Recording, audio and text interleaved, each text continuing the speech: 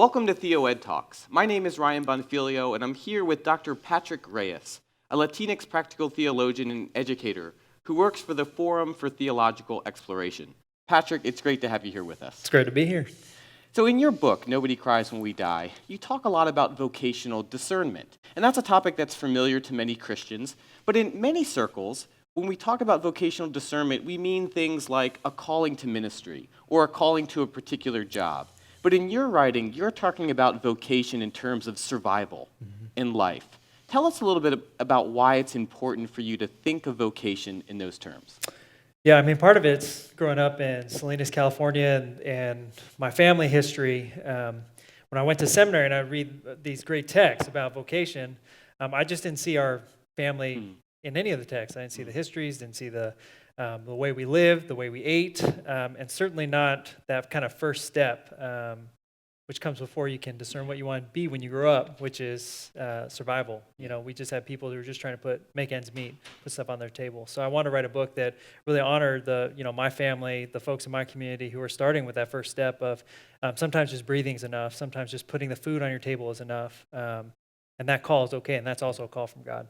And that's part of our calling to life, is to address those questions. And it seems to me that so often in church communities, we overlook that step because many people are privileged enough to assume it, to not have to answer that first vocational call. And they can move on to the calling of profession without thinking of the calling to life. Absolutely, yeah.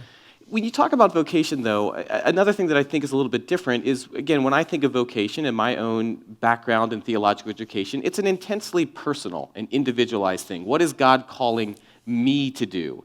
But you talk about vocation in much more communal terms. You talk about it as not a solitary act. I wonder if you might say a little bit more about the role of community, family, a broader faith context for discerning vocation. Yeah, I'll give you two little metaphors I played with in the book. One was the kitchen table at my grandma's house. So, I said that's where vocation discernment was happening, and that's where we're all sitting around the table. It's way too packed. There's people in the family room. Everyone's eating, and I say, I want to go do TheoEd talks, just kind of throw it out there. Immediately, vocational discernment's happening in like 10 different directions. I'll have an aunt, an uncle, a cousin tell me you're crazy. Who would come out to hear you talk? It'd just be craziness. And then every now and then you have someone support you. So it'd be happening at a much louder volume and much quicker. Also, the other metaphor I play with is, reading Howard Thurman's work, which was really important to me, as a BU alum.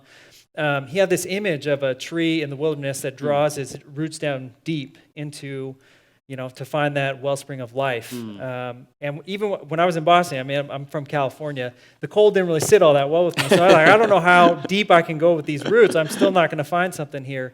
And being in California, the redwoods, which is the tallest trees in the world, was a much more fitting metaphor because they're tall trees with really shallow roots that intertwine with the community to hold each other up. And I just found that image of us holding each other up so we can be tall, strong, and beautiful was an image I felt was much more how I think about vocation and call. And that's a beautiful picture, both of those metaphors are. I come from an Italian family, so I'm familiar with that big table where everyone's talking, not in order, but at once. Yes. And everyone has an opinion. In fact, if there's 10 people at our table, we probably have 14 opinions. Yes. So my question with that, though, Patrick, is, so you've got that cacophony of voices, and you trust them, they're your family, they're your people, but how do you pick and choose, or how do you weigh, I think, what often are maybe contrasting voices, or at least voices that are in tension with one another? How do you navigate that?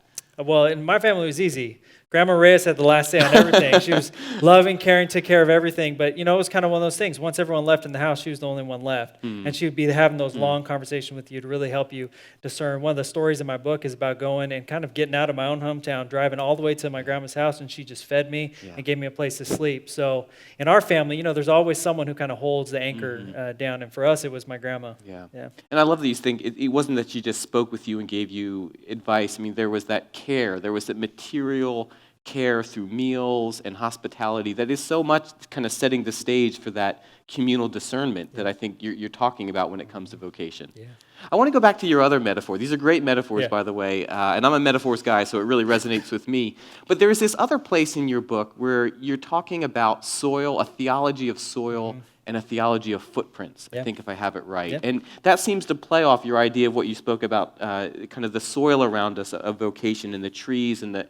How do you see all that working together? What are the footprints, and how does that fit into your picture of vocation? Well, I mean, I'll just, tell them that story briefly. I mean, I was training for a marathon. I'm writing my dissertation, so I'm in a very privileged place. I'm trying to get my activity level up because I'm running, trained to run a marathon. I go out to the same fields that surround Salinas, and just before the sun comes up, and I go for this long run, and as I'm running, I see a group of folks there, and one of my friends from elementary school is getting ready to pick in the fields. And it was one of those kind of moments where I was stuck with, who am I accountable to, essentially? And when the fields always have some track that go around it where all the trucks can drive. And so I could, essentially while I was playing there, I could follow my friend into the fields and actually ask questions. What helps him survive these moments? Or I could keep following these tracks these paved roads that are for the people who own the fields. They're not for him. It's to keep him in the field. So who am I accountable to, essentially? And which footsteps do I follow? And so in the book, I play with that. It's wet soil, cold, damp morning. So everything that he did, every step he took, and every step I was taking was leaving a footprint. So what footprints do we actually follow? Yeah, that's a great question. I think of particularly connecting back to biblical metaphors of pathways and how wisdom is connected to path. And here you're inviting us to ask the question a little bit differently in terms of footsteps and which are we following. Yeah. I love that. Another related, I think, question and imagery, in your TheoEd talks, you address the story of Hagar and Ishmael, much of which is set in the wilderness. And I think in the biblical narrative, the wilderness is this rich and multi-dimensional symbolism. It's a real place, but it's also a symbolic place. It's a place of abandonment. It's a place of wandering in the Numbers tradition. It's a place of exile. And then turning to the Gospels, it's also a place of temptation for Jesus. But it seems in your talk and in your writing, you also find a hopeful strand in the wilderness. Something transformational and grace-filled happens in the wilderness. Talk to us through how you're thinking about a wilderness in a slightly different way than we sometimes think of it. Yeah, I mean, part of my talk is thinking through violence. So if we're going to do vocational discernment, it's easy for us to do it over around a table where we all have food and are full. But what about those times where we're up against death, essentially, when we're just trying to survive? And the wilderness, for me, is one of those places where folks are trying to survive. It also happens to be one of those places where God comes and finds folks who are in the wilderness wandering and promises great things for them.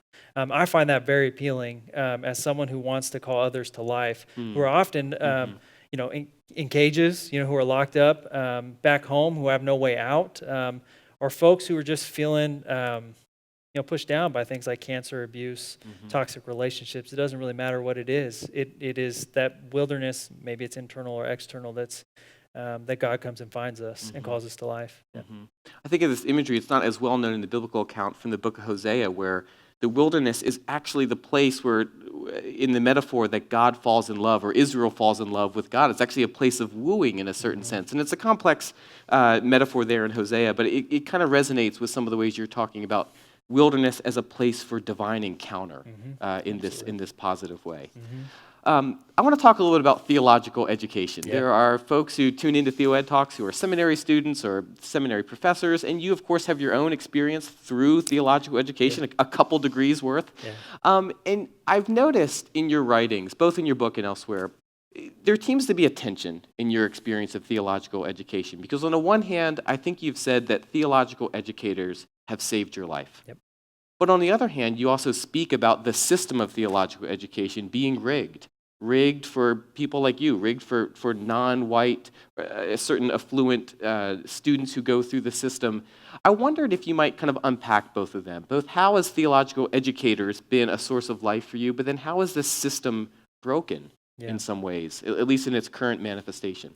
Yeah, so very early on, the Christian Brothers, as a Catholic order, have a dedication to raising up young men, essentially, and they were absolutely formational in my early years, junior high and high school, because they have this call, the vocation, to create the conditions for young people to really thrive. So I found myself really in that school, and but coming out of a place like Salinas, and then when you get into formal graduate education from a place that has less than 1% of 1% who have a graduate degree in any field, graduate education, graduate theological education certainly wasn't designed for us. So it became very apparent to me when I got there that I'm not going to read any Latinos unless I ask for it. I'm not going to read anyone from the Salinas Valley or the Central Valley. And if I'm lucky, if I take and ask a few professors to kind of come alongside me, I might be able to find some of those voices. But I was outside. I was and kind of treated as if I was lucky to be there. In one case, I talk about this in the book, getting kicked out of class because of distraction of more serious students. Happy to say, I made it through that course and all my other education after. But it was clear that it was not designed for us. Yeah. And my heart, as a theological educator myself, my heart breaks at that. And I know that I probably have been complicit in some ways in that very system that you help point out in its flaws and imperfections. What I marvel at when I read your story and as I get to know you is that you stuck through it. And that itself must have been a strong sense of vocation, a strong sense of life. Remember, Martin Luther King Jr. talked about how when we lose hope, we lose the vitality of life. And so how in that, and not just in that moment in theological education, but maybe in your life, where have you found those sources of life that have helped sustain you, even apart from all the stuff that you faced? Yeah, I mean, it's for me, it's been elders that have called me out and said that you can do something great. Whether it was in Boston when I was finishing up my time, I actually went out back to California to Claremont so I could be closer to my grandma who's in Bakersfield, California, and she passed away on the day my doctoral studies started. Wow. So I had to wrestle with this thing that she was so proud that I was continuing on in education and continue to call me. My dad, who continues to say he's proud of me that I keep getting this education when folks in our family and folks in our community don't do that. So for me, it's just living into what elders are promising for me. Yeah. I just think of like the stickiness of your grandmother's voice, that even at the outset of your doctoral program, her voice was still calling you forward. That's an amazing story. Yeah. Let me ask one final question, Patrick. So this is a hypothetical situation, but let's say you could choose two people from history to be your neighbors, one to the left side, one to the right side. Who do you choose to be neighbors with and why? I mean, I know on one side, I've just been talking about my grandma. For her, for sure. I would have her come back. We do a lot of ancestor work in my house with my kids, and my son already knows her, even though he never met her, and I would love for him to grow up to know her. On the other side, I probably have Willie Mays. So that way my dad would move into the house next to him. You could build out a whole little neighborhood. He'd be a nice draw for my family. So, That's right. Yeah. I like how you think of it. Like get the right people right next to you, and then the people adjacent to them. Are you going to build out this That's how my generation thinks. We're all about influencers. Yeah. That's a great image. Well, Patrick, thanks so much for this interview. We're so glad to have you here as part of TheoEd Talks. Thanks for having me. Appreciate you. Yeah.